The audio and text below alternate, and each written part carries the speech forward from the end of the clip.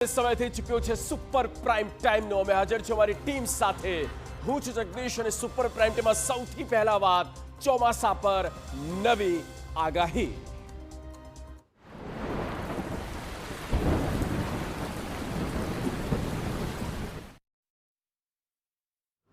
તો જબરદસ્ત અત્યારે ભીષણ ગરમીથી લોકો શેકાઈ રહ્યા છે અને 43 ડિગ્રીથી પણ વધુનું આ તાપનું ટોર્ચર લોકો સહન કરી રહ્યા છે ત્યારે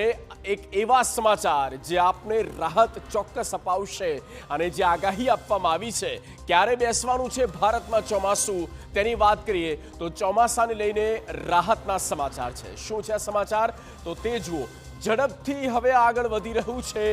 નૈઋત્યનું ચોમાસું અને આ તારીખ પણ આવી ચૂકી છે તારીખ છે 26 મે આ તારીખે આ દિવસે આપણા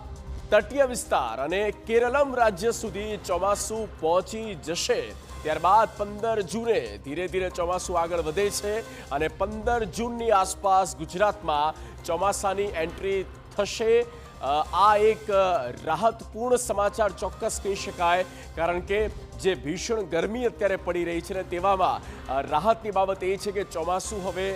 તેની આગાહી આપી દેવામાં આવી છે અને આગળ હવે નીકળી રહ્યું છે આંદામાન નિકોબારથી પણ આગળ હવે ચોમાસું જે છે તે